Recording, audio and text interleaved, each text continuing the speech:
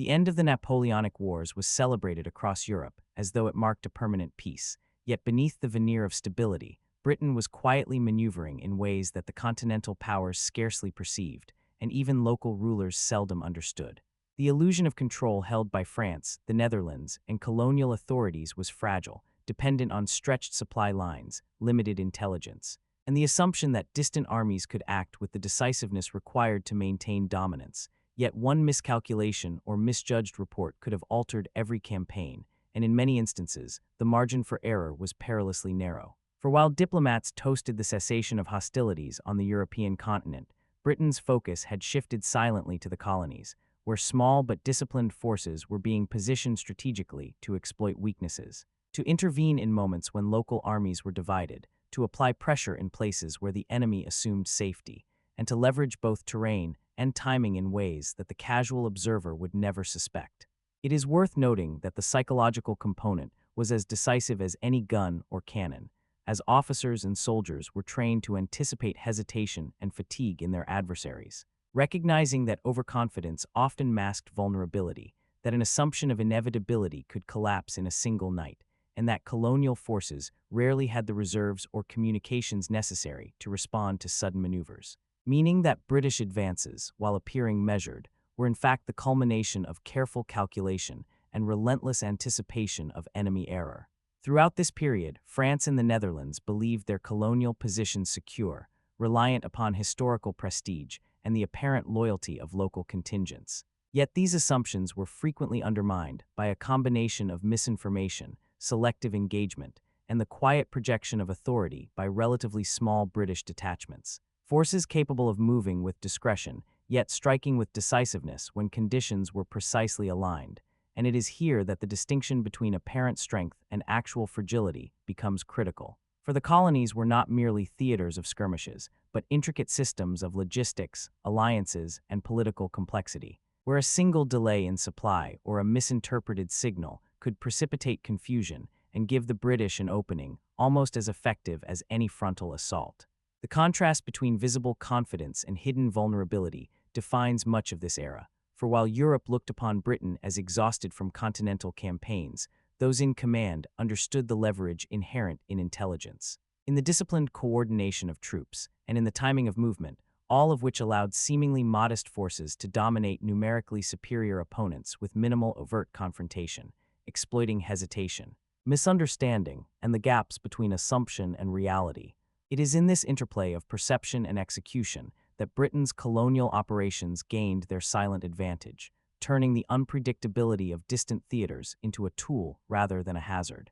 ensuring that even minor errors on the part of the French, Dutch, or local armies could cascade into strategic consequences far greater than any observer could anticipate, and thus the quiet, almost imperceptible positioning of forces. The meticulous attention to timing and the patient orchestration of engagements combined to create a campaign whose success rested not on heroics, but on discipline, observation, and anticipation. And as one examines this carefully managed tension between potential collapse and controlled execution, the lesson emerges clearly. Victory was never certain, misjudgment could be fatal, and Britain's silent mastery over the colonial theater demanded both calculation and courage, an understanding of fragility in power that remains instructive even now, reminding us how easily overconfidence can be exploited and how the appearance of dominance can conceal near catastrophe. And for those interested in exploring these lessons further in calm, detailed analysis, the channel provides continual insight and context. Backhand index pointing right Britain at war, even as Britain consolidated its quiet advantage, the vulnerabilities of France and the Netherlands in distant colonies became increasingly apparent, not in the loud dramas of pitched battles that capture headlines, but in the subtle fractures of logistics, the delays of communication, and the overconfidence of commanders accustomed to the inertia of empire. Their garrisons, often spread across vast regions, relied upon assumptions of loyalty and predictable behavior that rarely held in practice, and yet those assumptions dictated every decision, from the timing of reinforcements to the positioning of artillery, meaning that even minor miscalculations could yield consequences far beyond their immediate scope, while Britain, observing these fragile networks, moved to exploit them with precision, often choosing to strike where hesitation or misunderstanding among the enemy left an unguarded corridor, a thinly defended fort, or a local alliance vulnerable to persuasion or intimidation. So that what appeared to outsiders as mere coincidence was in fact the product of methodical calculation and disciplined execution, a demonstration of control that relied as much upon the careful observation of human behavior as upon any superiority in arms. Psychological pressure became as decisive as firepower, as British officers understood the impact of uncertainty, of delays, and of fatigue on the minds of opponents. Recognizing that a commander forced to respond to incomplete or conflicting information would make decisions that inadvertently served Britain's purpose, and that the projection of confidence, even when supported by relatively modest forces, could amplify the perception of inevitability in the enemy's mind, causing hesitation or errors that had cascading effects, allowing smaller units to achieve outcomes disproportionate to their numbers. And yet these operations were never guaranteed, for overextension, misjudged terrain, or unforeseen resistance could just as easily have produced setbacks, reminding those in command that every maneuver carried risk, that the balance between success and disaster was delicate, and that only disciplined attention to detail and relentless awareness of fragility could maintain advantage. Across the colonies, local leaders who might have served as stabilizing factors instead became instruments of misjudgment, whether through conflicting loyalties, misread intentions, or underestimation of the British presence. And the combination of European oversight with local complexity created an environment in which even numerical superiority offered no security, allowing British forces to isolate, pressure, and overwhelm piecemeal, exploiting gaps that were invisible to those who relied on maps or reports rather than observation and timing, while the French and Dutch, constrained by rigid hierarchies and a faith in traditional strategy, failed to adapt to the fluidity of these engagements. Their responses often delayed or incomplete, leaving openings that the British used to decisive effect. And in doing so, they revealed the stark contrast between apparent power and actual control, for each colonial administration believed itself secure while reality eroded beneath them, a lesson in fragility, in the limits of authority, and in the consequences of overconfidence. In this quiet, almost imperceptible contest, the British approach relied not on grand battles, but on the steady accumulation of advantage, a combination of intelligence, disciplined timing, and psychological leverage that ensured local missteps were magnified, that hesitation became costly, and that success, though appearing inevitable in hindsight, was always contingent, subject to the same pressures and vulnerabilities that threatened every empire. And as one examines these dynamics, it becomes evident that the mastery of perception, awareness of enemy weakness, and careful orchestration of maneuver define the outcomes of these hidden campaigns, demonstrating how overconfidence can be exploited and how strategy is as much about patience and observation as it is about action. And for those wishing to continue exploring these subtle calculations and near misses in Britain's colonial engagements, Britain's advantage was not derived solely from force of arms. For psychological strategy proved as decisive as the most disciplined regiment, a methodical application of deception, misinformation, and subtle pressure that undermined confidence long before any musket was fired. Local commanders, European or indigenous, were frequently forced to react to incomplete intelligence, to reconcile conflicting reports, and to anticipate maneuvers that appeared erratic but were in fact carefully orchestrated. And in these gaps between perception and reality, British officers found leverage, exploiting hesitation and magnifying doubt so that forces which might have resisted effectively were destabilized without ever seeing the full scale of the threat. And it was in the patient cultivation of uncertainty that Britain's true power manifested, for soldiers trained to act with precision, to maintain discipline under ambiguous conditions, and to anticipate the responses of their adversaries could achieve disproportionate results, while the enemy struggled under the pressure of making decisions with imperfect knowledge, a psychological strain that accumulated with every delay, every misread signal, and every moment of indecision. Across distant colonies, local forces were often misinformed by their own allies, constrained by limited communications, and hampered by overconfidence born of past victories, creating a fertile environment for subtle manipulation. Yet these tactics were never dramatic, never overt, and rarely acknowledged, making the success of such operations almost invisible, and in that invisibility lay their strength, as opponents remained unaware of the cumulative effects until it was too late, and the contrast between apparent calm and underlying fragility defined many encounters, illustrating that mastery in warfare was as much about understanding human perception and strain as it was about cannon or cavalry. the discipline to maintain poise under uncertainty, to exploit the smallest cracks in morale, and to anticipate the compounding effects of fatigue and misjudgment, allowed British forces to control larger and ostensibly stronger armies with limited engagement. And yet this was never assured for a single error: misjudged terrain, miscommunication between units, or failure to anticipate an unexpected maneuver could have reversed advantage and exposed the fragility underlying every movement, reminding commanders that victory was provisional and that the psychological dimension of warfare demanded constant attention, patience, and foresight. The methods extended beyond simple intimidation, encompassing the careful calibration of pressure on local leaders, the timing of visible troop movements, and the strategic withholding of apparent strength, so that adversaries consistently misread intent, misallocated resources, and became themselves agents of their own disadvantage, a phenomenon that repeated across theaters and magnified every error, turning hesitation into vulnerability and overconfidence into liability. And it is in these moments, often imperceptible to the casual observer, that Britain's silent conquest was secured, with every success contingent upon understanding fragility, reading intention, and exploiting subtle miscalculations.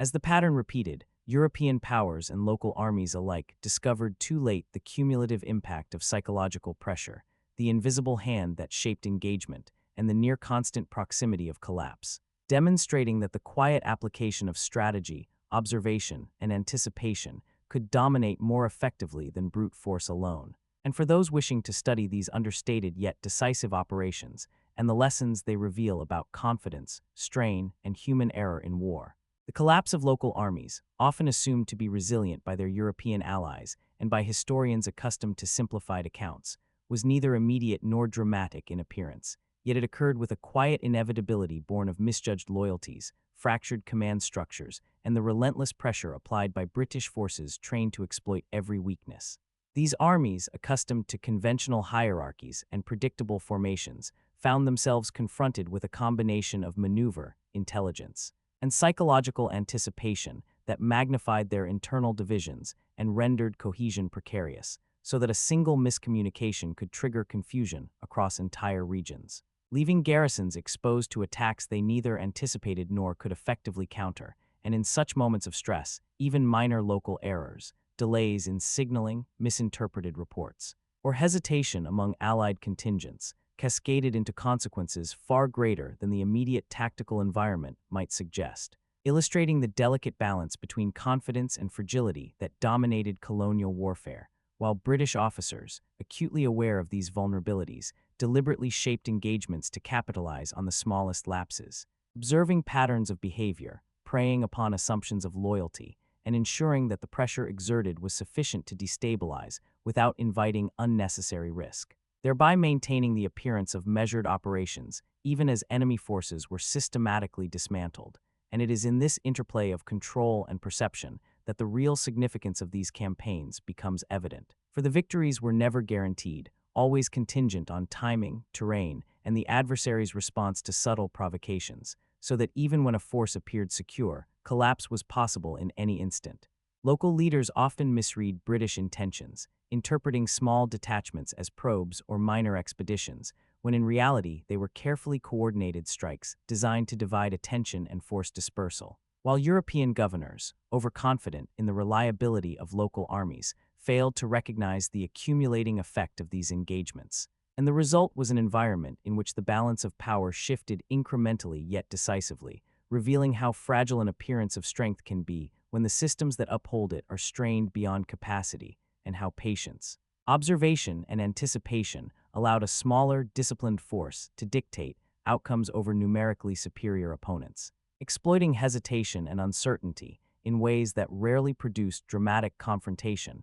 but consistently undermined opposition. The combination of intelligence, psychological pressure, and strategic timing ensured that local resistance was neutralized not through sheer force, but through careful orchestration of pressure points, making apparent setbacks or minor successes for the defenders irrelevant in the larger framework of collapse. And in studying these operations, one recognizes the repeated interplay of perception and reality, the difference between confidence and vulnerability, and the constant threat that even the most established authority could be undone by misjudgment, fatigue, or miscommunication, demonstrating the true cost of overconfidence and the effectiveness of subtle, disciplined strategy, while also emphasizing that the colonial campaigns were not exercises in heroism, but studies in systemic advantage, the management of fragility, and the exploitation of human error, and for those seeking to continue a methodical exploration of these overlooked aspects of Britain's silent conquest and the near misses that defined it, the European powers.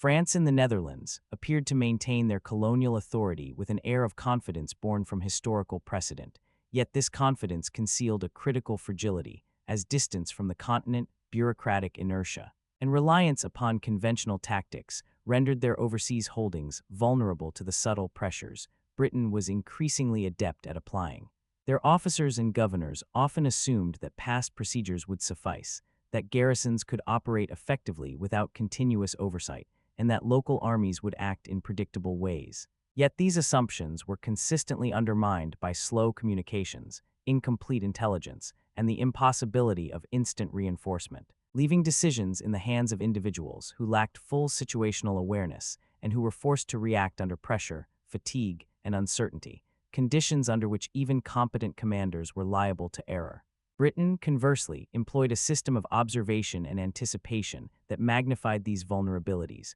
relying on reconnaissance, local informants, and the careful orchestration of small but disciplined detachments to probe weaknesses, test responses, and exploit hesitation, so that movements which might appear incidental or cautious to an outsider were, in reality, deliberate maneuvers intended to create strategic advantage and psychological pressure simultaneously, and in this way the British presence, though often numerically limited, generated disproportionate effect, eroding enemy cohesion before confrontation even began. The contrast between perceived strength and actual fragility became starkly apparent as engagements unfolded, with European forces often overextended, unable to respond rapidly, and misallocating troops or resources in reaction to signals that were intentionally misleading or ambiguous, while the British leveraged these misjudgments to secure footholds, isolate local contingents, and force the redistribution of enemy attention in ways that magnified every misstep, illustrating that apparent dominance in the colonies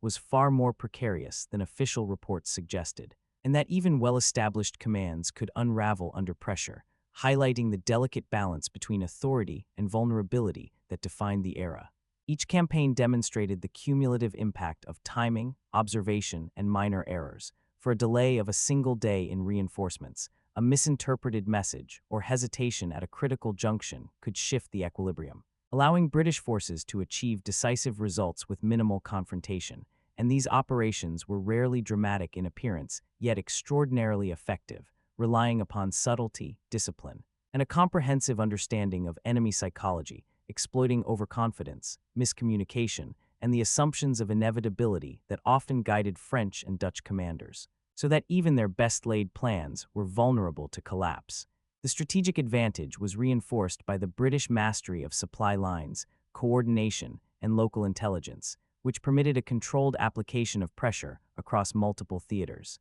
ensuring that errors in judgment were magnified and that the margin between survival and collapse remained narrow at every stage, demonstrating that colonial authority depended as much on perception and calculation as on firepower. In reflecting upon these operations, it becomes clear that the conventional narrative of overwhelming European dominance obscures the reality of vulnerability, and that Britain's ability to exploit this fragility through quiet, systematic pressure exemplifies the delicate interplay of strategy, human error, and psychological control, revealing lessons in caution, anticipation, and the management of risk. And for those wishing to examine this subtle orchestration and its near misses in greater depth, the quiet efficiency of Britain's colonial campaigns owed as much to mastery of logistics as to the maneuver of troops or the skill of commanders. For control of supply lines, fortifications, and communications allowed small but disciplined forces to project influence far beyond their apparent size, creating the impression of overwhelming capability while exploiting the fragility of opponents dependent upon stretched resources. Every advance was carefully timed, every reinforcement calculated, and every movement designed to maximize pressure while minimizing exposure, so that even when local forces or European allies perceived numerical superiority, they remained unable to react effectively, constrained by the limitations of terrain, transport, and the delays inherent in distant administration. And it was precisely in these interstices between expectation and reality that British mastery revealed itself, for the success of operations relied not on spectacle, but on a patient accumulation of advantage. The subtle shaping of perceptions, and the anticipation of hesitation or error, meaning that victories were rarely decisive in appearance, yet always strategically significant, and that the margin between control and disaster remained narrow. Contingent upon discipline, observation, and timing, the orchestration of supply and fortification ensured that even in remote theaters,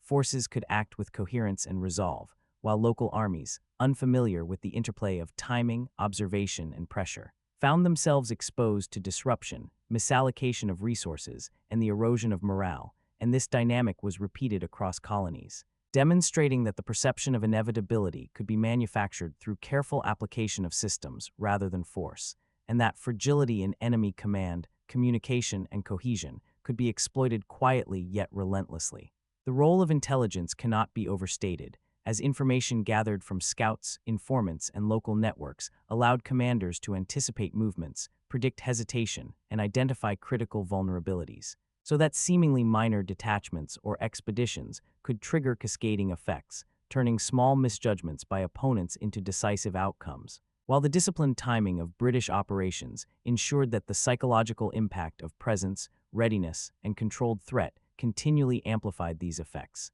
reinforcing a perception of dominance that in reality relied upon the precise management of fragile advantage. This focus on logistics and silent orchestration highlights the interplay between preparation and opportunity, as every delay, every misread signal, and every lapse in communication by the French, Dutch, or local armies created openings, while British forces remained consistently attentive to timing, coordination, and the judicious application of pressure, ensuring that collapse could be induced incrementally rather than forced through dramatic confrontation, and that victories were rarely guaranteed but often secured by subtle mastery rather than overt superiority. It is within this framework of quiet, patient dominance that the lessons of these campaigns are most instructive, revealing how the careful management of resources, intelligence, and psychological pressure can achieve results disproportionate to apparent force, and how overconfidence, misjudgment, and stretched authority render even seemingly secure positions vulnerable, demonstrating the delicate balance between power and fragility, while emphasizing that success relied upon foresight, precision, and restraint rather than heroics, spectacle, or brute force. And for those wishing to examine the mechanics of this silent, deliberate conquest, the channel provides detailed, measured insight into the careful orchestration and calculated patience that define these operations. Backhand index pointing, right Britain at war. Even the most seasoned European governors and colonial administrators were repeatedly confounded by the precision and patience with which Britain conducted its campaigns. For overconfidence in past procedures and reliance upon conventional hierarchies created blind spots that were exploited systematically, and these miscalculations often proved decisive, as local allies could be misread, supplies misallocated, and troop movements misjudged, producing opportunities for British forces that were small in scale but disproportionate in effect. And it was in this interplay of expectation and reality that the fragile nature of apparent authority became evident, as every hesitation, delayed decision, or misinterpreted signal risked compounding into strategic vulnerability. While Britain, attentive to these limitations, orchestrated operations with an almost imperceptible consistency, positioning forces to maximize pressure on multiple fronts without overextending themselves, and ensuring that opponents, despite numerical or positional advantages, were forced into reactive postures that amplified uncertainty and fatigue, creating an environment in which the line between control and collapse remained extraordinarily thin. The misjudgments were not always dramatic or immediately visible, yet their consequences accumulated inexorably, for local commanders acting on incomplete information could unwittingly disperse their forces, abandon advantageous positions, or fail to reinforce critical points, while European powers, reliant upon reports delayed by distance and bureaucracy, were unable to adjust in time to counter the subtle but relentless application of British strategy,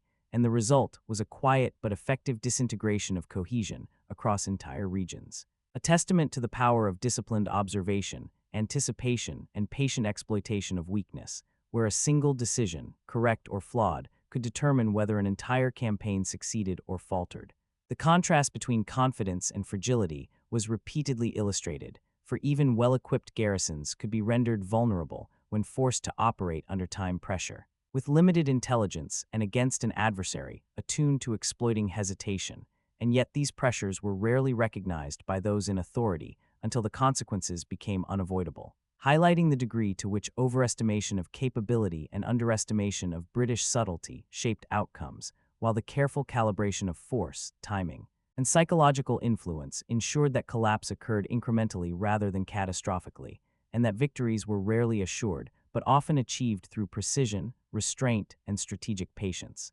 rather than through overwhelming numbers or dramatic confrontation. This pattern repeated across territories, demonstrating that colonial power was sustained less by apparent dominance than by the constant application of pressure, the careful reading of human behavior, and the patient exploitation of errors. And in observing these dynamics, it becomes clear that overconfidence, miscommunication, and bureaucratic rigidity could outweigh numerical superiority, allowing smaller, disciplined forces to achieve objectives far beyond their apparent strength, revealing the delicate interplay of strategy, perception, and fragility that characterized Britain's campaigns. And for those seeking to understand the subtleties of near collapse, misjudgment, and the quiet orchestration of advantage in colonial warfare, the channel offers calm, detailed analysis and measured insight into the systems, errors, and human factors that define these operations. Backhand index pointing right Britain at war. Even the most seasoned European governors and colonial administrators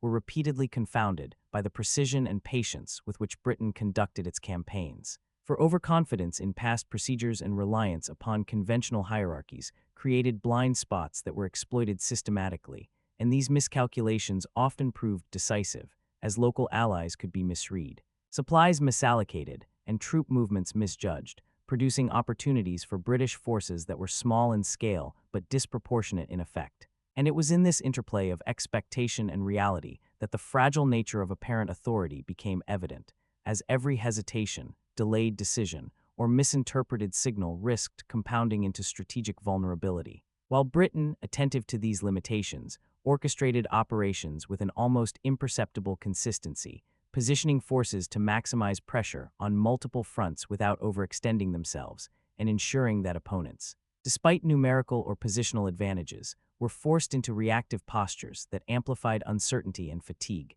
creating an environment in which the line between control and collapse remained extraordinarily thin. The misjudgments were not always dramatic or immediately visible, yet their consequences accumulated inexorably, for local commanders acting on incomplete information could unwittingly disperse their forces, abandon advantageous positions, or fail to reinforce critical points, while European powers, reliant upon reports delayed by distance and bureaucracy, were unable to adjust in time to counter the subtle but relentless application of British strategy, and the result was a quiet but effective disintegration of cohesion across entire regions. A testament to the power of disciplined observation, anticipation, and patient exploitation of weakness, where a single decision, correct or flawed, could determine whether an entire campaign succeeded or faltered. The contrast between confidence and fragility was repeatedly illustrated, for even well-equipped garrisons could be rendered vulnerable when forced to operate under time pressure.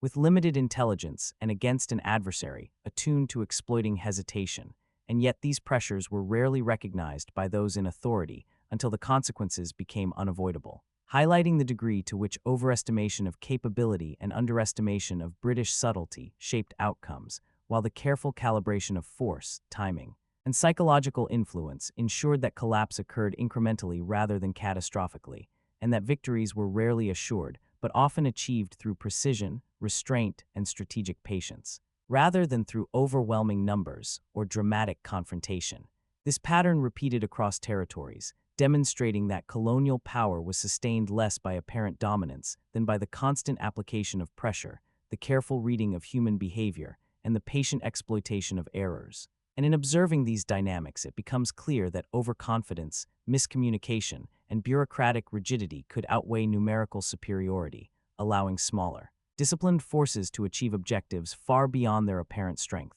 revealing the delicate interplay of strategy, perception, and fragility that characterized Britain's campaigns. And for those seeking to understand the subtleties of near collapse, misjudgment, and the quiet orchestration of advantage in colonial warfare, The channel offers calm, detailed analysis and measured insight into the systems, errors, and human factors that define these operations. Backhand index pointing, right Britain at war.